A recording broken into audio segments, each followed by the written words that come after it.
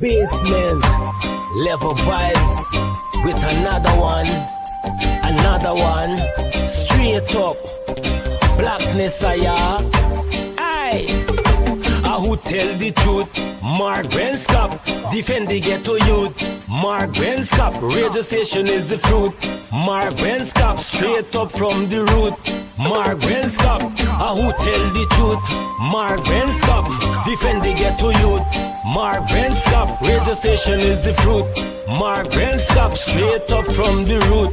Mark Benskop, I do it for the love, him not do it for no money. Straight up, him attack, educating everybody. Big up my friends and big up my family. Turn on the radio, catch the vibes, it's integrity. Straight up, Benskop stands for unity. One people, one nation, one destiny. Free up the truth in the air, even the blind can see. The deaf can hear, the dumb can talk, the cripple can walk. Boom. Who tell the truth?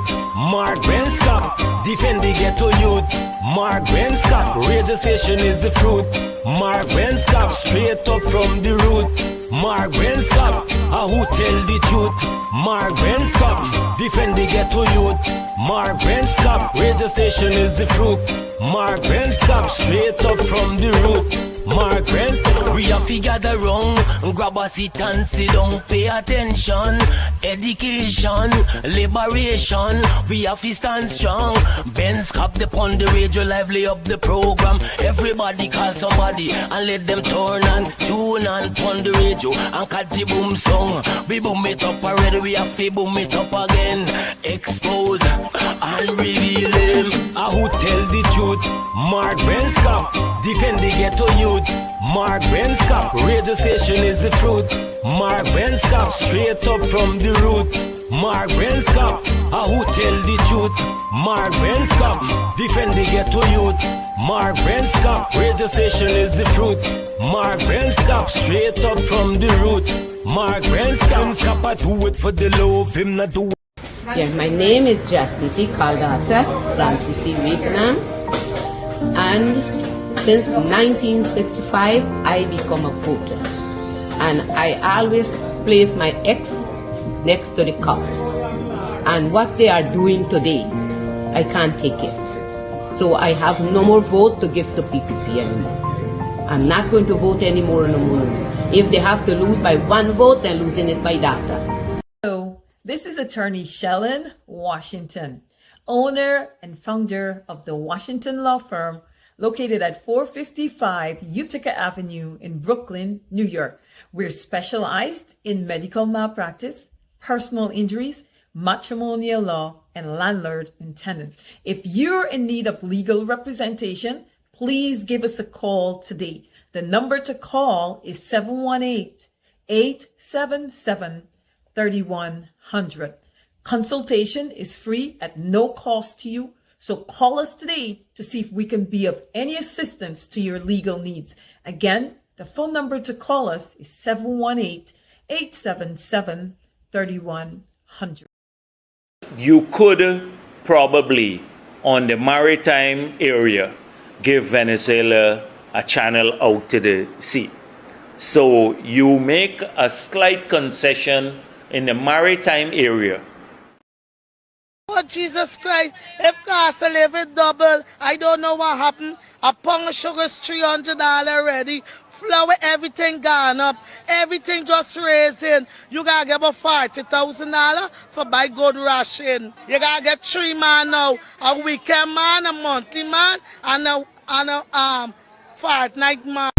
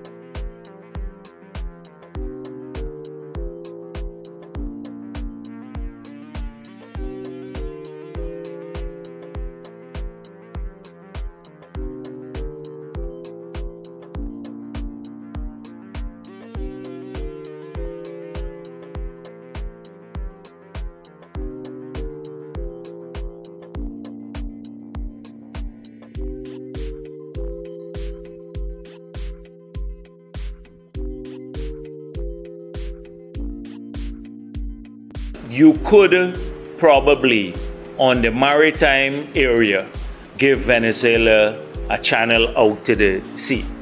So you make a slight concession in the maritime area.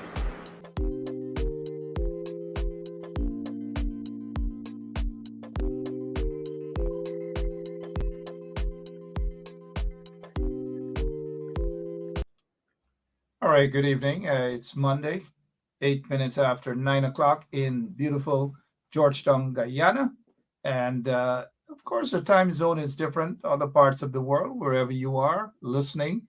If you have your popcorn, whatever you have, vermicelli, if ever you can have anything to eat, because I know Guyana, I'm not saying that everybody's starving in Guyana, but things are really rough in Guyana. Really, really rough. You know, well, I was just munching on some pastries, and at least I'm fortunate, but so many folks in Guyana aren't fortunate at all. Take a look at this, guys. Good evening and welcome to Straight Up. My name is Mark Bencha. Take a look at what is happening right now on the screen. If you guys need, what is it, a telescope, a bifocal lens, or whatever, tell me what you're seeing on the screen there, not the two things in the picture. What you're seeing. All right, let's go right off the bat. The corrupt PPP regime seeks $25.9 billion. Again, I repeat, the PPPC regime, this is not unexpected. The PPP regime, the corrupt PPP regime, walked into Parliament today, as expected, walked right into Parliament today, but as the butcher from Unity would say, Parliament. So they walked into Parliament. Hazel Johnson, I see your comment there. All of you, good evening and welcome to Straight Up. So the Pacus in the PPP walked into Parliament, as they would pronounce it, and they begged for $25.9 billion more. Y'all don't ask me for what at all, please. Y'all don't ask me for what at all. But here's what I'm going to do. Y'all already know the introduction. Y'all know this person. So we're not going to go over, oh, Mr. Lincoln Lewis, how are you? And how are this and how are that? And none of that this evening. All we'll say is good evening and welcome to Straight Up. Good evening, sir. Good evening, Mark. Thank you. Let's start right off, and we get some nice energy pumping in this place here now, right now on 107.1 FM. Lincoln Lewis, what is happening, sir? The regime went into Parliament today and they grabbed $25.9 billion more to finance development initiatives. Talk to us, please, Lincoln, right now. Let me say from the outset that what is happening there is not any surprise to me.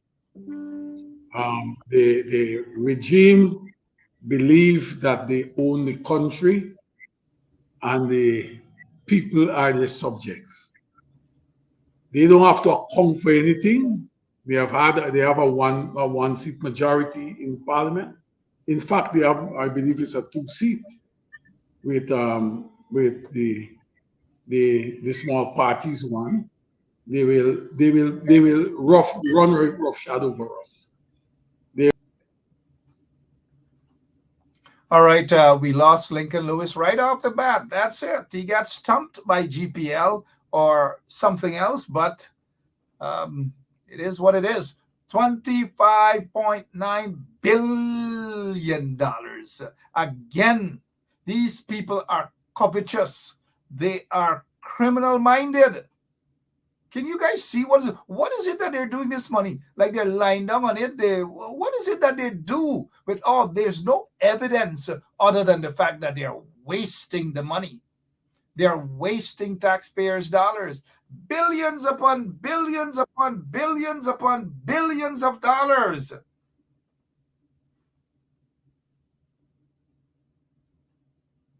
As Sharon Duncan would say, about the thing. We're not seeing the thing. So we can't say to them, thanks for the thing. Good night to Sharon Duncan. But we're not seeing where the thing going. So we can't say to them, thanks for the thing. What we know is that they're teeping the thing. All of the thing they're teeping out. We lost you there for a moment there, Lincoln. Go right ahead, sir. Yeah, they believe that democracy, because you have voted for them, they have had a majority in the National Assembly. To hell was you. After that, we don't have to count you. We do as we like. And we treat the people's money like it's our personal property, like it's their personal property, and the people like their subjects. We cannot, if you ask any question, the butcher from Unity will come there and like buzerine and buse down anybody who question anything. But my greatest surprise, it is the response of the opposition. It is really, really the response of the opposition that worries me. I believe strongly that the opposition should make the parliament the street of this country, communities in this country. I believe in that. It's waste of time. You know what will happen. You're going to go into the National Assembly, and when you get in there, you can talk from now to the cows come home. They are going to go to the vote, and all of them will vote like sheep. Put up their hand on the side of the government, together with the representative of the small party, and they pass it. And they say, "This is democracy. This is democracy." You have to, you know what it worries me to the point when I hear the representatives of the government telling people, "Oh, we will deal with that when we get into government." What will happen with people from now to the date of election? Are there no other means that we can use to cause this government to bring them to the table, that it can seek to address the plight of the people, the small man and woman, the workers of this country? There's nothing else. There can be no synergy between the opposition and the other progressive forces like trade unions and so on in this country. We have to stand up for something that we believe in. These guys are running away with the money. They do what they want, and it's a few of them, and they throw trinkets to a few contractors, a few persons, and use them as the poster children to go there and say, I've got, there's no discrimination, they know this and they know that. We have to understand what we're dealing with. I believe strongly that the progressive forces have a responsibility to the society, inclusive of the political ones. Unless the political forces in the opposition are saying that they're not progressive, we will not get the revolution we're looking for. That's where we are, Mark. Sorry about that. You did mention that you're going to sprinkle a few dollars here and there to make it look as though they are balanced in the distribution of contracts. But we know that they're not. They're discriminating against mainly persons of African descent when it comes to real contracts. But they've given this contract about over $300 million for a school out in Linden, a primary school, over 2 years now, Lincoln. Look where the school is. Look, a perfect example of what they do. Sprinkle a few. Sprinkle a few. That's all. That's all. Let's move away quickly, Lincoln. I know you want to touch back that. I just got a hold of Travis Chase. And he just indicated that he's okay. He came under attack earlier tonight. He came under attack. His vehicle was, according to reports, riddled with bullets. Travis Chase escaped unharmed. Escaped unharmed. Travis just indicated that he is currently giving a statement to members of the Guyana Police Force. What's happening here, please, Lincoln? What's going on in Guyana? Let me say this. Travis even don't know who we giving the statement. I've seen the police at work these couple of weeks. Let me give you an example of something. It was 2 weeks ago, just over a week or two ago. We had 2 Fridays ago, in fact. We had a tenant at the Crystal Labor College who owed us in excess of $1 million in rent. We wrote him and we said, you need to deliver. We give him a deadline. And when we turned up on Friday, when we left work the day. He said nothing to us. And the night after we left, he went in with 2 trucks to move his stuff out. Didn't say to us that he moved it. We went there and we stopped. We stopped him from the trucks from moving out the compound.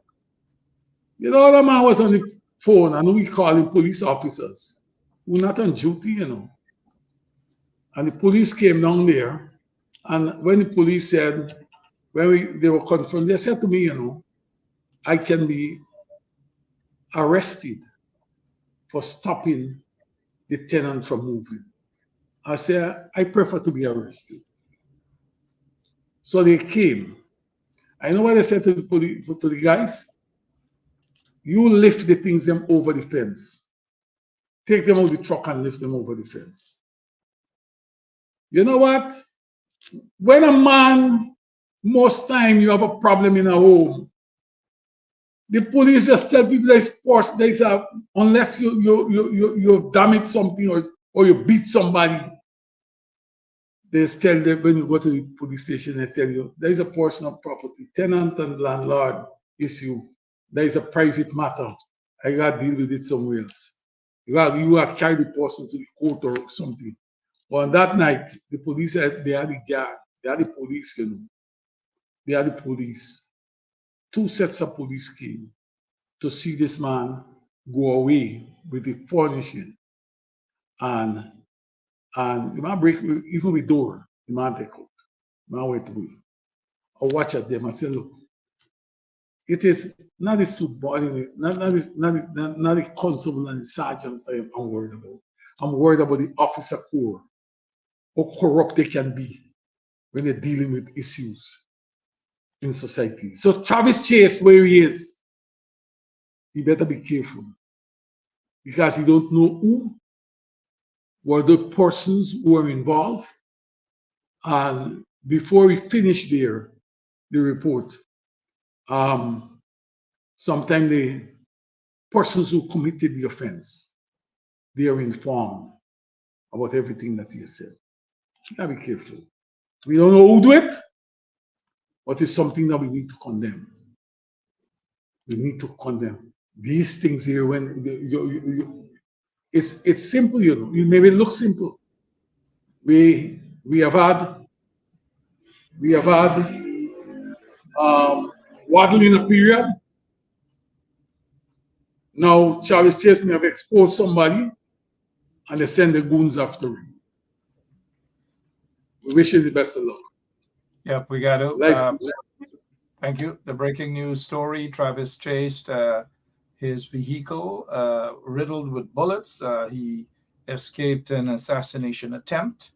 And so he's currently giving a statement to members of the Guyana Police Force. And I want to agree with Lincoln that Travis has got to be extra careful with what sort of statement he gives to the police, because it could reach right back to the paymasters of the perpetrators. And somebody was mentioned. I'm not surprised that this guy, he looks a bit old now, but he was one of the guys always willing and shooting up protesters and all manner of things. Errol Watts is now head of special branch. I hope Errol Watts got some special branch officers, because what they do, they lose their special branch officers to monitor people, to spy on people, and that's what they do. So I hope that this guy Errol Watts, who's head of special branch, no stranger to controversies in Guyana, from Linden to the shooting up of innocent protesters and so forth. We'll get back to Errol Watts some other night. But Lincoln, let's get straight over to the word on the ground about the helicopter crash, to all the controversies that we've been hearing, the different stories upon stories. What is it that you're hearing on the ground, other than the fact that they have launched an investigation?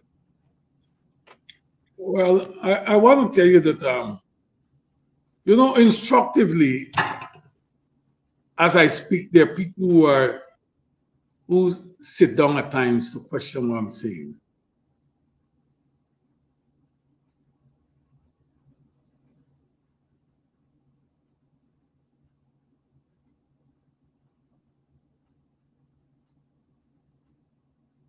They have a right to. This morning I went to while I was there, they had about 7 persons inside the restaurant. And 3 persons came with me, 3 men. And what they were not sitting at the same table, they came to me. They were sitting at the other table. They came to me to tell me they're concerned about the Army's version about what happened here. People are questioning it. Seriously? What the military, what the Army is saying out there? There's so many different views. And what makes it worse is that the Army is not coming out and saying straight to the citizenry what really happened. People are asking, first and foremost, people are asking, how is it that you are preparing for battle, be it in whatever form? You are preparing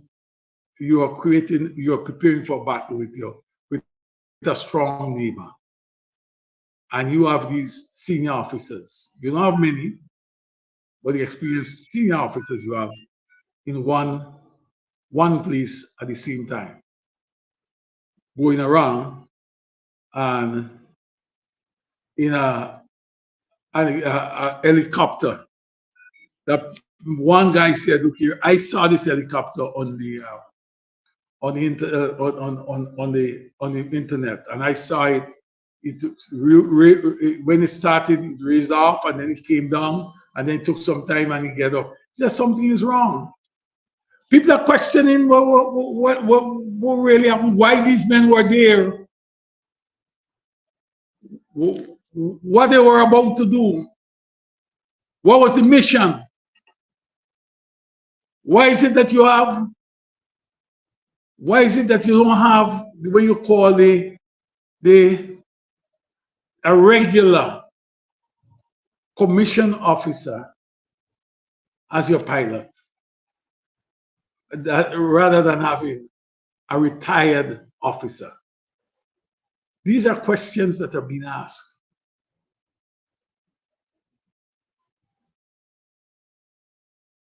Are we prepared to protect our men and women in uniform?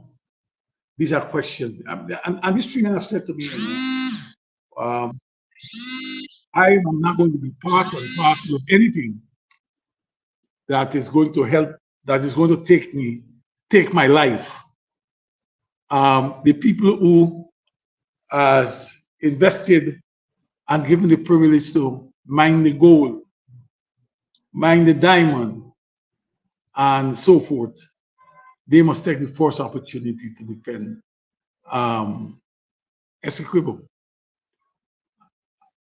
It's not that these men and women are not nationalistic, but these men believe in something that you cannot tell us as a people that Maduro, as one said to me, let me just backtrack a bit. One said to me, he prefer to live under another rule than to live under the conditions as a normal citizen with all, where the Constitution gives him all his rights and he can't enjoy them. Why are you asking me to be nationalistic and go and do and fight in defense of this country? See, I'm not going anywhere.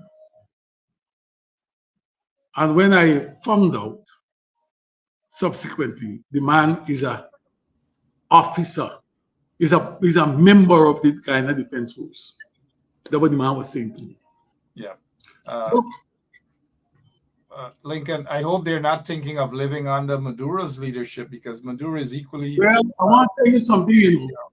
There's no way of thinking about what the man making the point. The man is technically telling you that he can't get anything here. As a normal citizen, you get anything you get. So don't ask me to fight. Don't ask me to fight, since I'm not getting anything. Let me just move on to tell you how serious this matter is. Maduro talking over there, or finally responding, trust language. He tell you that Maduro and Venezuela don't have respect for international laws, conventions, United Nations and the ICJ decisions and all these type of things. They don't have respect for them. Yes, they don't have respect. They are showing that they don't have respect. But right here in Guyana, the law, the Constitution speaks to us to what must be the role of the opposition. The Constitution says that there must be right to collective bargaining. Go to 147 of the Constitution. Go to 149C of the Constitution and see what it says about the trade union rule. Go to 23(1) of the trade union recognition law, which says that so long there's a recognition certificate, the employer must negotiate with the trade union in good faith. This government, Ali government, has decided it's not going to honor any one of them. He's not going to talk with any trade union. He's going to hand out what he believes he has authority to do. He don't care about laws. He don't care about Constitution. How do you expect? How you want to, Mark, you know, you're asking me tonight to embrace the leadership of men and women who do not respect people's rights in this country, do not respect the Constitution and the laws. You're asking me to do that when day after day my right as a citizen is being trampled upon by these people. You're asking me to support them in their quest, in their fight. They are not fighting in defense of Essequibo, of Guyana. They are not fighting in defense of Guyana. They are fighting for themselves. They are fighting for themselves and no more. They don't care about us. They don't care about the ordinary man. If they cared about the ordinary man and woman, they would have respect people's fundamental rights and freedoms in this country. Don't come to tell me that I must not talk about these things, because now is what we're talking about. We're talking about the border and the defense and the integrity of the country and what have you. No. Those things, everything matters as we move, as we work day to day in this country. Everything matters. My rights are equal to his. Let us talk. Let us look about this guy. Look what this guy is doing to us. As I walk, people asking me, it's only 6.5% they can pay to workers, public workers, and I don't respond. I don't respond to people saying this thing has been announced. Let me just give you an example of that. You know why I don't give them a response?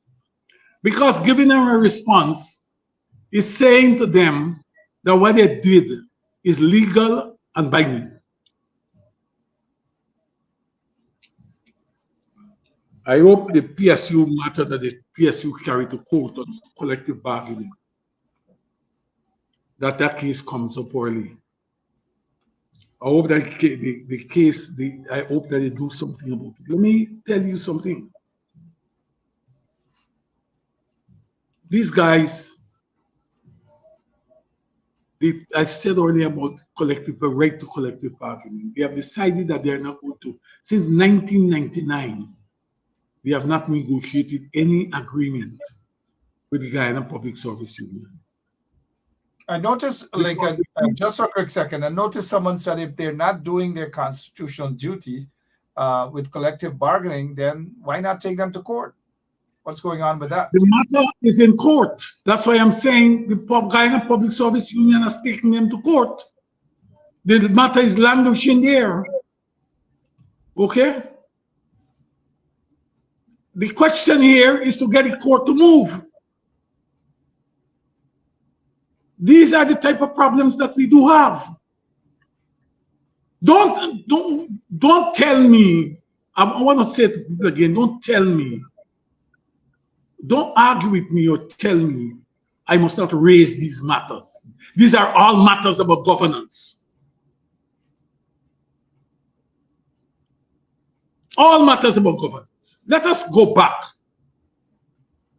to this, to all this. When it comes to wages, the coalition, the trade union will give them licks for not engaging the Guyana Public Service Union, Guyana Teachers Union, and come out with collective labor agreements. But they have given 77% wage increases for public sector workers in the 5 years that they have been here, 4 years plus. 4 years, in fact, they have been there, 77%. Look what is being given. Look what is being given, 6.5. And these are the men and women who, when they were in opposition, they stripped everything that the coalition did. They said how much wages they're going to give them. They're going to give them how much wages. They condemn what the then government gave. When it came to power, they did the opposite. They did the opposite when they came to power. All they had wanted is the political power to do things for themselves and their friends. You don't have to. They condemn the oil and gas contract with Exxon. Rightly so, they had a right to.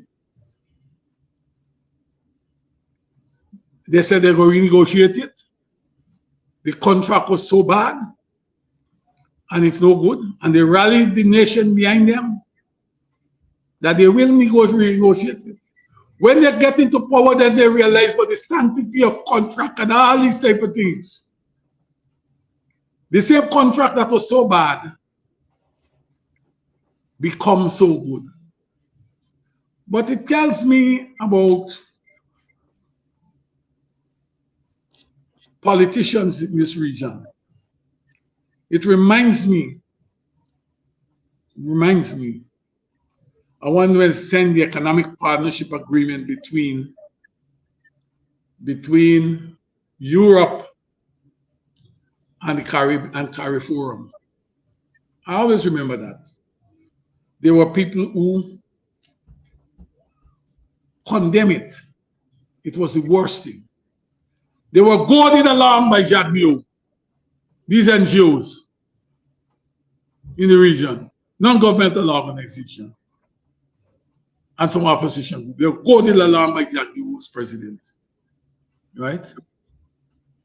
And the then head of the Caribbean Regional Negotiation Machinery said to me that he remembered well before this. He said he was so surprised at Jagdeo's response because he remembered well they were in Europe. He said it was his telephone, his cell phone that was used to call Mr. Jagdeo.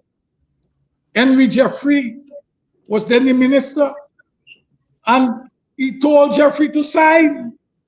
And when he finished, when the people started to talk about it, he turned and he condemned the agreement. So what I'm telling you, we're talking about a man who has an history to do certain things, to say things, and then to turn back and say that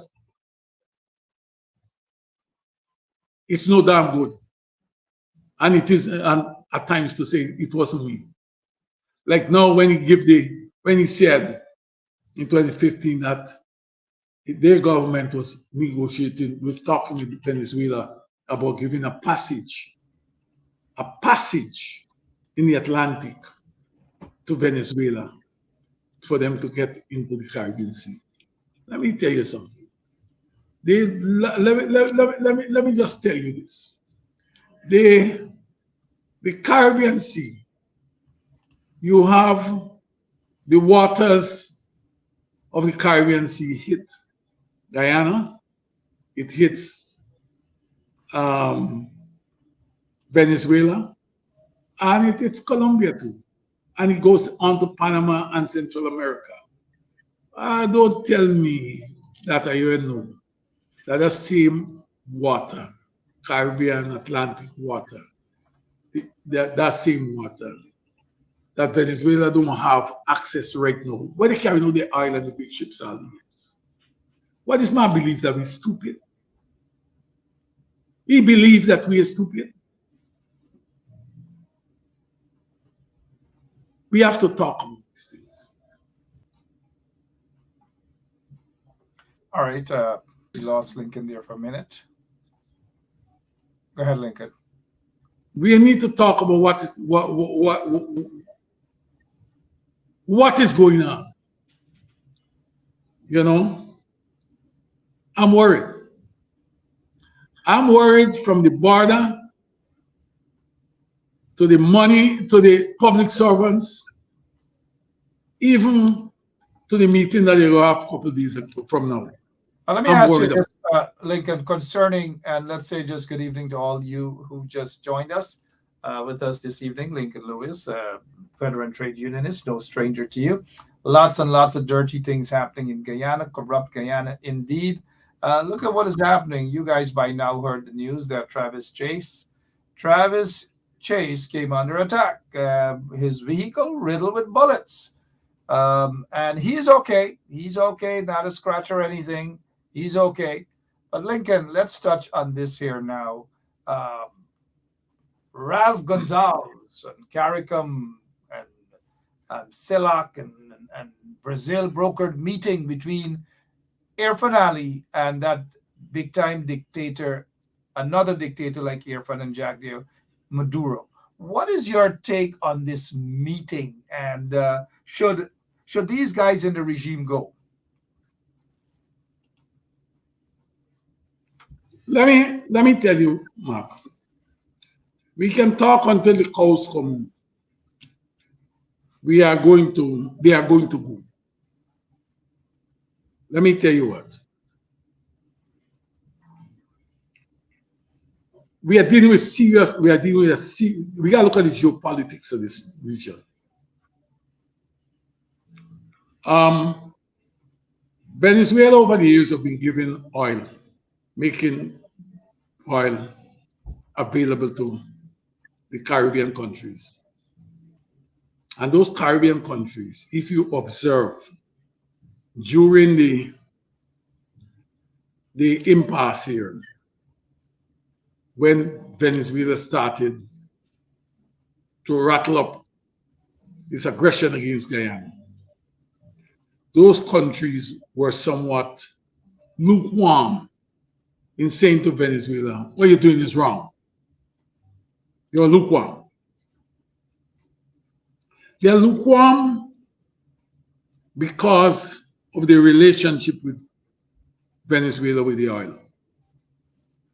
I believe so. I don't trust what is taking place here. I don't trust it. Let me tell you, this is, even if you want to be talking with Venezuela,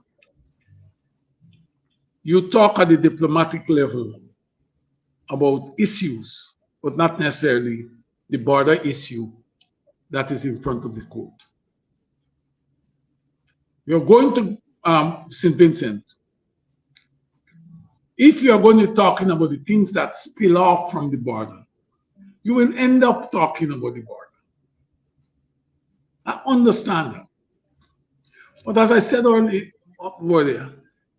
any discussion on collaboration on any issue should start at the diplomatic level, where the technicians are, and they work and work and work until you bring the political leaders together to make the public proclamation. You know, Lincoln, one of the first things that should have happened even before this get-together of the big boys, them get together to basically probably eat some food, wine and dine and so forth, is that Venezuela should accept Guyana's ambassador to Venezuela. They should accept that ambassador to Venezuela before any meeting. Let's start off with that. At least we got something out of the bite there. But what are they going to do? I don't know what should have accepted, but what I'm saying to you, these things should work at the diplomatic level where the technicians are.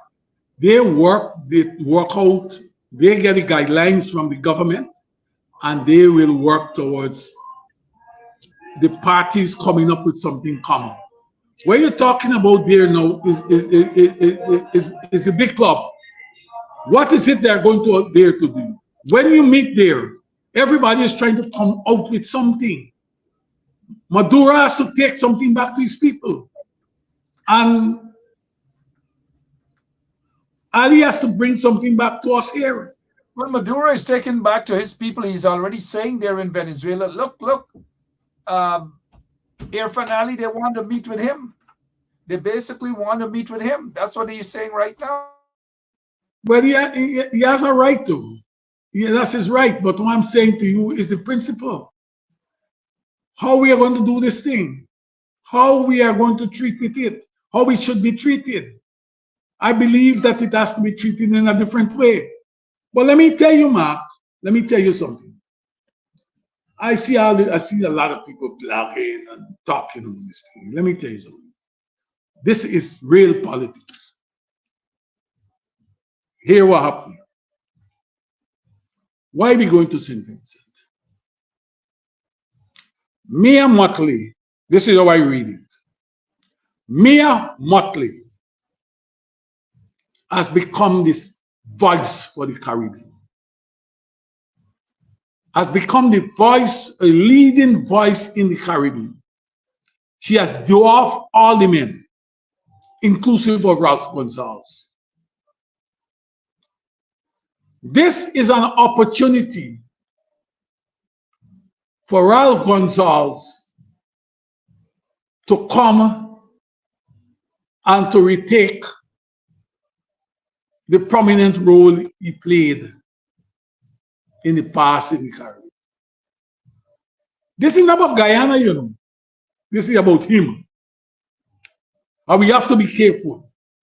This is about what Ralph wants him. Think about it. Let me tell you what I'm afraid of. Jack Dio said 2015 we're going to give them a passage. We were talking, give them a passage in the economic zone. We were talking about water, not land. They're saying land. But Guyana made up of three things. Land, water, and air. Land, water, and air. Land, sea, air. Land, sea, air. If you give in a passage, then it's a part of Guyana you're giving away. What they are doing is started to cultivate us to believe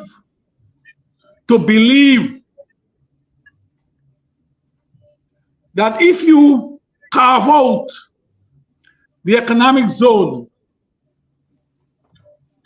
where this oil is, Guyana will lose nothing. And it is not surprising for us to hear that there's a collaboration in the basin between Trinidad and Tobago, Guyana, Venezuela, and immense pit the spoil, and the big oil companies become operational there. What it's doing is another form of exploiting the people of this country. So when they go to St. Vincent and the Grenadines, when they come back, they may tell you that we are looking at other things of how we can collaborate. But oil and gas may well be a part of it. And the big boys make the money. And the people like you and me get nothing from it. We have to keep looking at these people. And let me tell you that I don't believe that we should look to the opposition. See, we're trying to beat the opposition. To say, when the opposition say that they must go. I don't expect different from the opposition. Let me tell you why I don't expect different from them. Anything different from them. Everything that the coalition did in government, Jack Dio and Ali condemned them. As I said earlier, the oil and gas contract, they said they would renegotiate it. It's no damn good. Rally the nation behind them on it. When they get to power, when they get into government, they said that's the best thing. Nothing can be done. Oh, it was so good. We can't do anything about it. They didn't know that when they were in opposition. Look, the current leader of the opposition. He told us about all the ills of Granger and others. Right? And what he's going to do, he's going to hold this government accountable. He came to power. Sat down with progressive forces in this country and see how we're going to develop a plan and a strategy and strategize how we're going to deal with this government that they can deliver for the ordinary man. They tell you that they're waiting until they get into government. We don't know what time it will be. What happened? People are going to starve and die before then. So now they're telling you that they support what the government is doing without holding this government accountable to respect the laws, respect people's rights in this country. They're not doing it. So I'm saying to you, the government and the opposition to a large extent, most of the opposition people and the government, they are on one on this issue in making sure that, Mark and viewers, let me tell you something. Something you got to understand. I'll tell you in 2015, when this contract was 2016, I believe I made a point to them.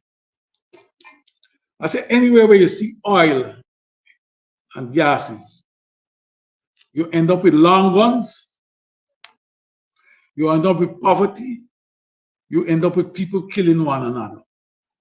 What we have to do is to concentrate on what we get and how we can well be distributed among the people of the country. We have to do that. We have to avoid those type of things. You know, right now, we are treated in this country by political operatives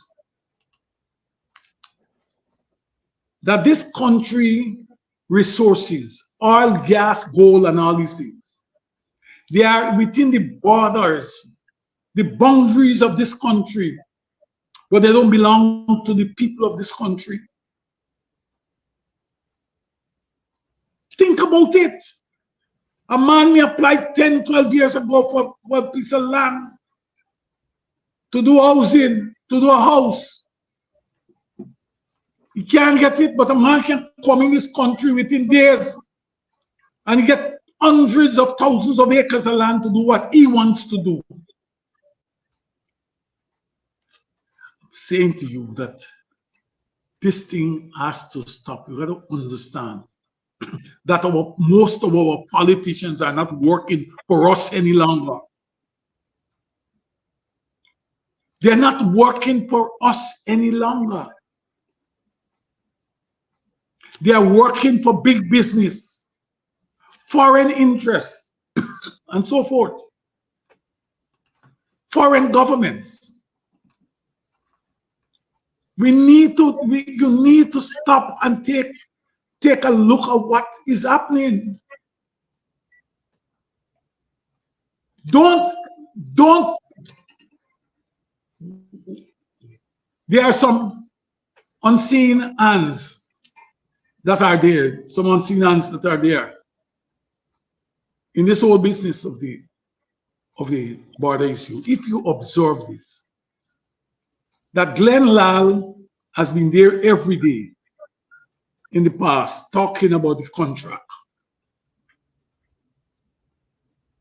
He'll be there and he get a following. You know, where is that following now? It's no longer about the contract, it's about the border.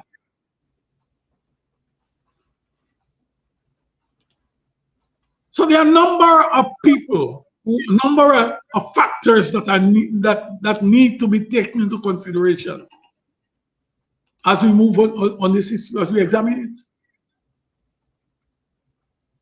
Look in that area, what we gonna get. Think about it. Think about it. We are in serious crisis. You know, I was looking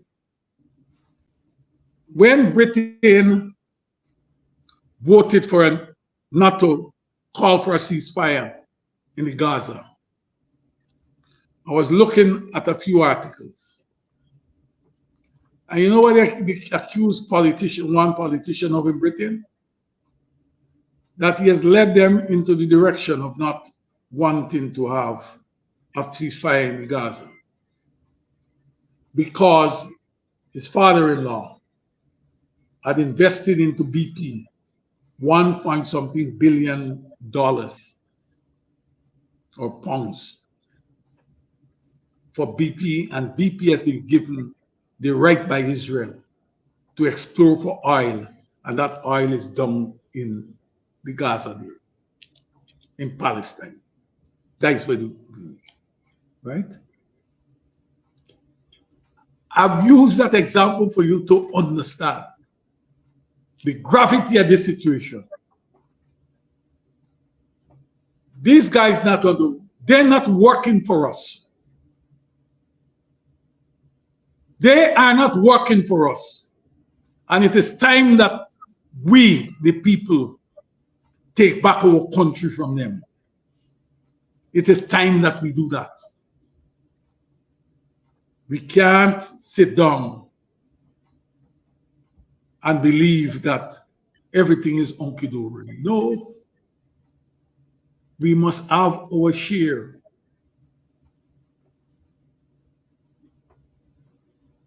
We must take our country back. When they go to St. Vincent, Mr. Ali know already what they're going to talk about. He know that. I wasn't expecting, I was one of the persons who was not expecting Venezuela to run in here. I don't know, I didn't expect that. I know they're going to talk. They talk. And I hear people saying the big issue is not whether they go or they don't go. The issue here is what leadership this government intends to deliver to take us out from the state that we are in. Don't only tell me you want to sell the oil blocks or you will make a deal with Trinidad and Venezuela, and our economic circumstances. We are the fastest growing economy, and you're quick to boast about it. But we have way more suppression of wages and poor working conditions than any other part of the Caribbean. These are places where we live in a country where employers do as they like with workers.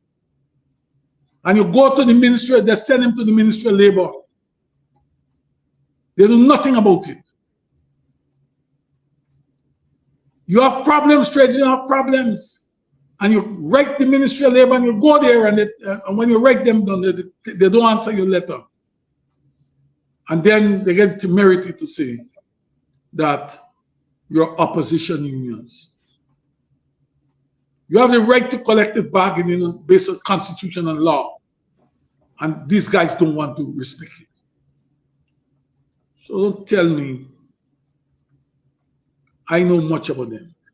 Lincoln, as we look at the time here, 9 o'clock, it's 10 o'clock in Guyana. I know it's been a long day for many of you, and that's the cue that we really have to go. But before we go, please, sir, surprisingly, this is coming from a PPP mouthpiece. I don't know how much we should take this, but Norton withdraws motion on Venezuelan aggression without informing his own chief whip. Again, if you guys are seeing this news, it's the only news agency that is carrying it. Propaganda, PPP propaganda news agency is carrying it. They have carried nothing about the assassination attempt on Travis Chase. Nothing at all, but they chose to carry this here. However, if this is accurate, what is your take, Lincoln, as we prepare to wrap up? I want to tell you something. I want to really there's a number of things that I need to be cautious about. How trustworthy the sources, and secondly, I do not believe that Mr. Norton would do that without talking with his chief whip. If he has done that, then he's looking for trouble in his own camp. It can be considered as being dictatorial. It can be considered as being deceitful, and it can confirm also the views of many out there that he supports everything the PPP does today at the expense of his constituents and those who are around him. Thank you, Mark. All right, before we go though, your closing remarks. We got the helicopter crash, an incompetent investigation launched. No, nothing independent at all. Nothing coming out of the GDF. Nothing at all. But yet the installed regime, they're rushing to rename some highway, Heroes Highway, and all manner of haphazard things. Your take before we go. I wanna tell you this, you know. These guys don't, the PPP don't care who dead, you know. They don't care a damn about who dead. What the PPP care about how much political mileage we can make from this thing? What they're doing there, renaming, naming an area, a road, call it Heroes, we call highway or what have you, Heroes Highway or what have you. Let me tell you something. That is gimmick. First and foremost, the PPP need to be asked who you determine to be heroes. If you're telling me as a unionist that the officers were on a ride and they crashed or whatever form, they had an accident and they died, you call them heroes, then all the people them who drive the trucks them and crash and fall or crash and die, they can be considered heroes also. I really can't understand how these guys behave. We need to look, they need to stop and think about what they're doing. But stop and think they will never. This here is about making political mileage. The president turned up at Ogle, right? To welcome the people who not only those who may have survived the crash, but to look at the welcome the team that brought and the team and the bodies that came in. And what he did, he took the opportunity with the camera to do the greatest thing of attempting to cry. You know, and this is a president who's saying no all these men, know these people personally. You know, it tells you all that these guys are doing. Even the dead, they intend to use for political mileage. So I don't understand why we losing sleep over. We know what they will do. The day that these people are going to be buried, you're going to hear a big talala in this BC. A big talala. Mileage. You're telling the world that we care so much about them. If you care so much of them, then we would have recapitalized the army and give them something good to give them better planes. I see some talk today about, I see people writing about how many years those planes have been there, where they were bought and through who. These are the type of things that matters. These guys are dead. Their memory or whatever they have done, their death will be used as one of the avenues to whip up public sentiment for the PPP. They don't care the hell about you, me, or whosoever die. They don't care. And I'm telling you that they don't care. If they had cared, they would have been making sure that we get free education in this country from nursery to university. They would have made sure that the public hospital get pharmaceutical and doctors and nurses. They would have made sure that the schools are equipped with trained teachers. They would have made sure that families would have been able to buy food to take care of their children. They would have made sure those type of things happen. They don't care a damn. You see last week what happened? They get a $25,000 they give it to pensioners. They get pensioners, old people inside the line with stick. And what they want to do, show the world we are good. We are taking care of our people.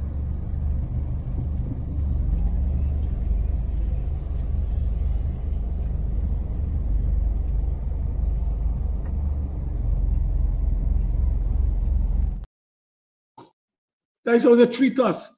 A country or a government is being judged based on how they treat their elderly. When they pass at the palms, and you look at the state of the palms, it tells you how these guys thinking. Think about it. I'm worried. I'm worried that they will give away the economic zone of this country. I'm worried that they will do that. I'm worried that whatever they do will be more money for friends and family. I'm worried that the ordinary man will never catch himself in this country. I'm worried about that. I'm worried that we will not get proper health services. You know what they'll do? They will, you see these bodies health hospitals that they're building? There's where the doctors are going to be. That's where the nurses are going to be. They're going to gut the Georgetown Hospital. You're going to get surgeons there who can carry out certain operations. They will tell you that we are going to pay for it to be done at these hospitals, these private hospitals. But the same surgeons will be working at Georgetown Hospital, and then they'll refer you, and it got to be done at Ting Hospital, at the private hospital, Body's Hospital at them. You know what will happen? The money will go over there. They're going to when you go to the hospital, the private hospital, and they call $3 million for surgery. You say, well, the government gets so much money we can pay. You can go there. It's money for the boys. They plan this thing out, how they're going to carve out this country. That is what's going to happen to us. So sit back, comrades. We have to fight back. We have to get up. We have to hold the leaders them accountable. We have to, when we're talking about Jack and them, we got to talk about Norton, Ramjatan, and everybody. We got to talk about everybody. We got to hold them accountable. We got to call them to board. You know, somebody asked me this morning, why the trade unions don't call a strike? Tell them, yes, you can call a strike. I said the effectiveness of the labor movement all the years in this country has always been, it's dependent on the political support that you get from one of the major political parties. GAU survived all the years because it had the backing, always the industrial arm of the PPP. You hear what I tell you? They are continuously, right or wrong, they have the support of the PPP. The 1999 strike, while it started by workers, who pushed the leaders into opposition. It had the support of political operatives. The political operatives didn't stand up and take their hands off. They were there to give moral support to what we were doing. It was a just cause. Think about it. The effectiveness of any strike. You believe you can tell the workers of this country to go there, and when they're outside there,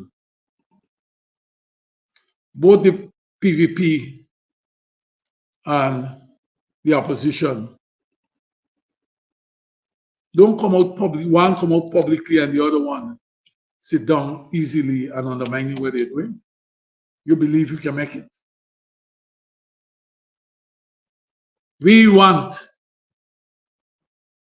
I believe that the workers of this country must march. We must march towards a new Guyana.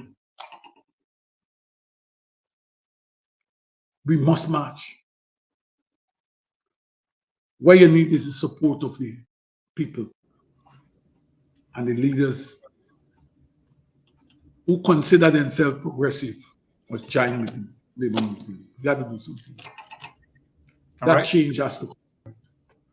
Lincoln, thank you so much for your time. Thank you. Really do appreciate it. Continue to struggle there on the ground, fighting against oppression. But let me just say that the fact that this PPP propaganda has been laid to rest, and that's why I'm saying PPP propaganda, PPP. They're not really good at that. They're sloppy at it. This PPP regime is a criminal regime. I noticed there's someone who's saying that Guyana is an oil-rich country. That Guyana is an oil-rich country. And this is coming from Eugene Government Audits. Hi, Eugene. How are you doing? Mark, yes, sir. Mark, can I make a point? Sure. Go yes, ahead. It's an oil-rich country, but with poor people. Oil-rich country with poor people. And that's the problem. The problem that it is not a country only must be rich. The people must be rich too. Absolutely. Including Francine, including Paul Court, including Lynette, everybody, Joylyn, everybody, everyone. But one of the things, though, and I wish to bring this to Eugene Government Audit's position, is that the government, the so-called government of Guyana, Eugene, is no different than that corrupt government of Venezuela.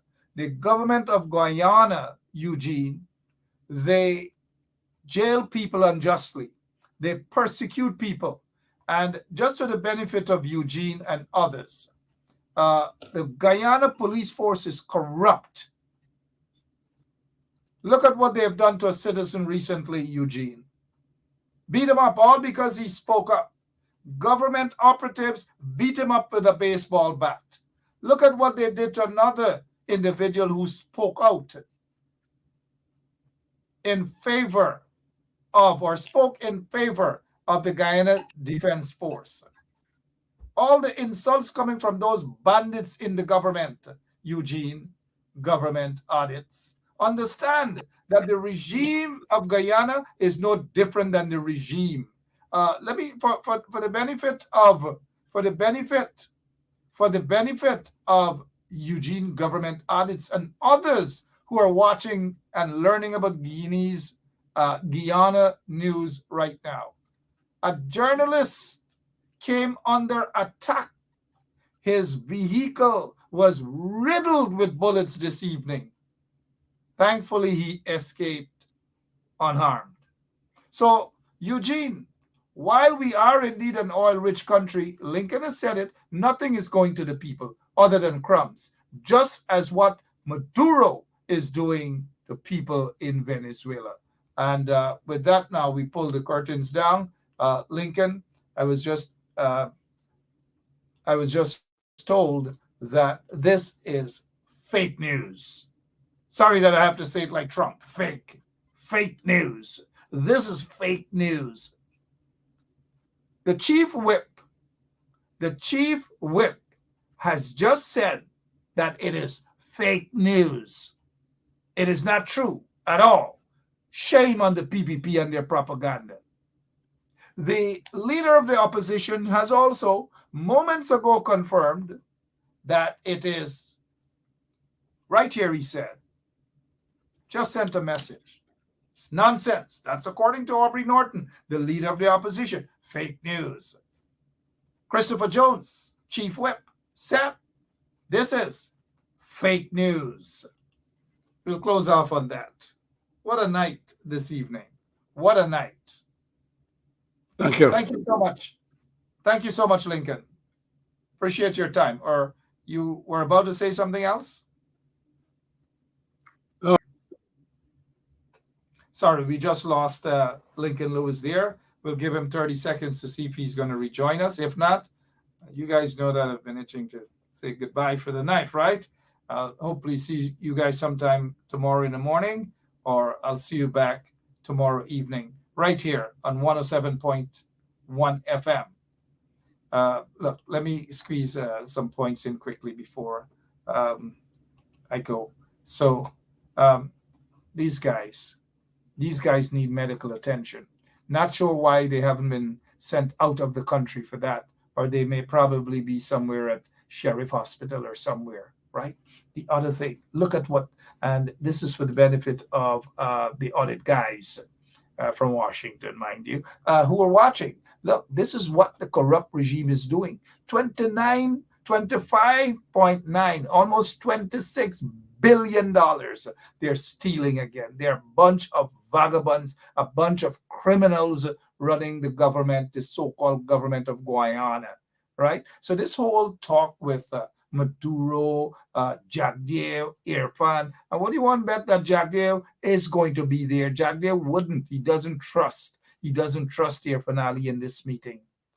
Now, Ralph Gonzalez, or Gonzalez or Ralphie or whatever, that corrupt guy from St. Vincent, starving the people of St. Vincent and the Grenadines, punishing them, jailing them as well.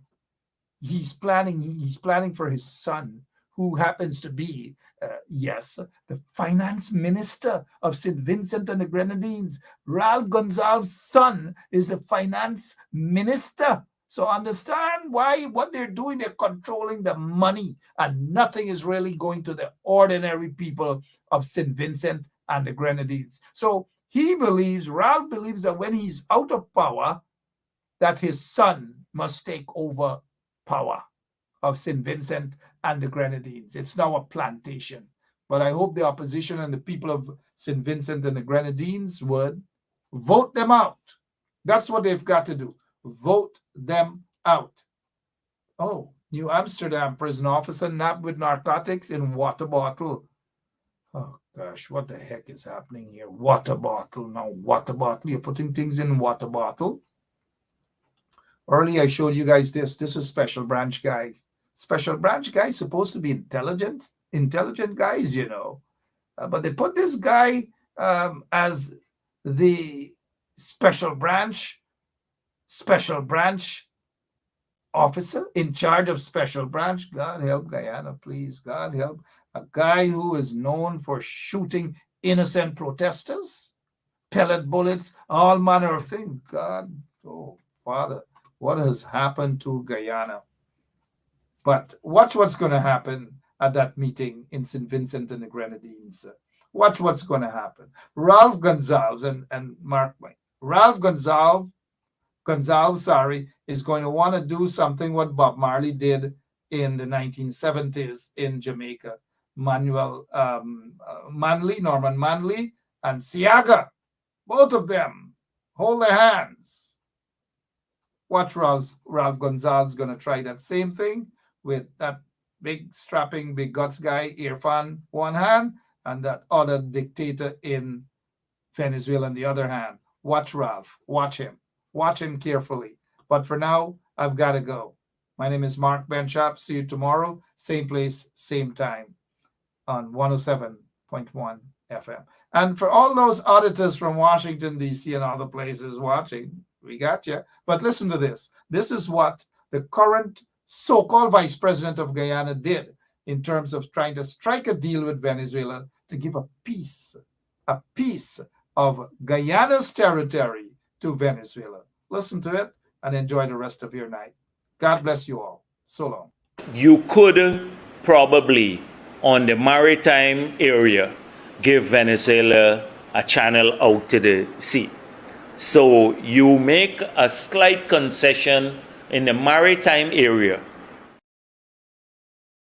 Yeah, my name is Justity Caldata Francis Vietnam, and since 1965 I become a voter, and I always place my X next to the cup. And what they are doing today, I can't take it. So I have no more vote to give to PPP anymore. I'm not going to vote anymore no more.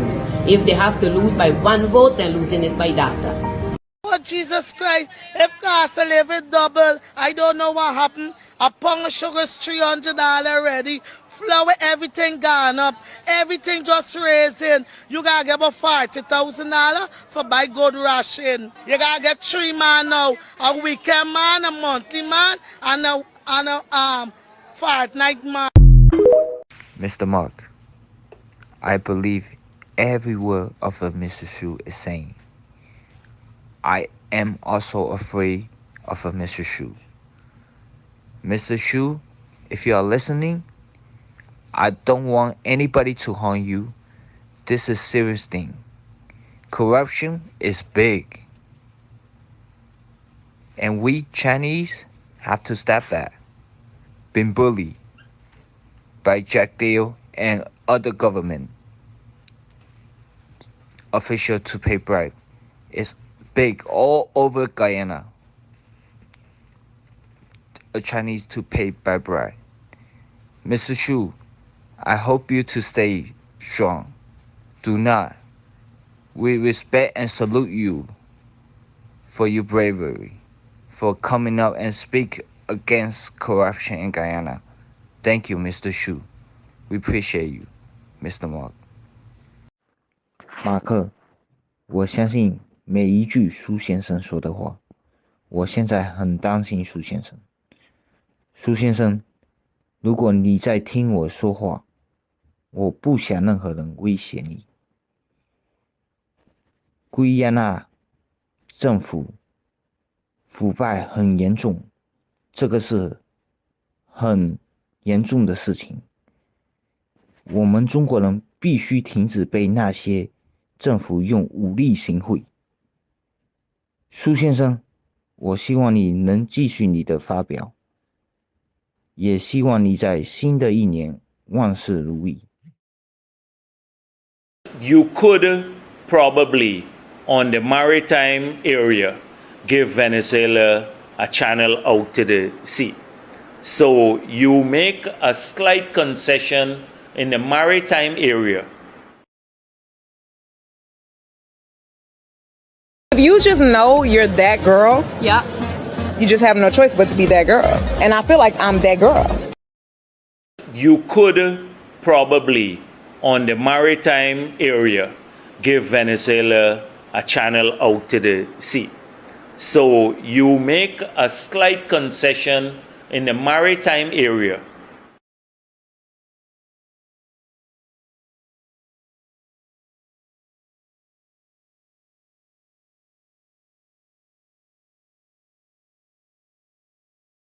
So, this is attorney Shellen Washington, owner and founder of the Washington law firm located at 455 Utica Avenue in Brooklyn, New York. We're specialized in medical malpractice, personal injuries, matrimonial law, and landlord and tenant.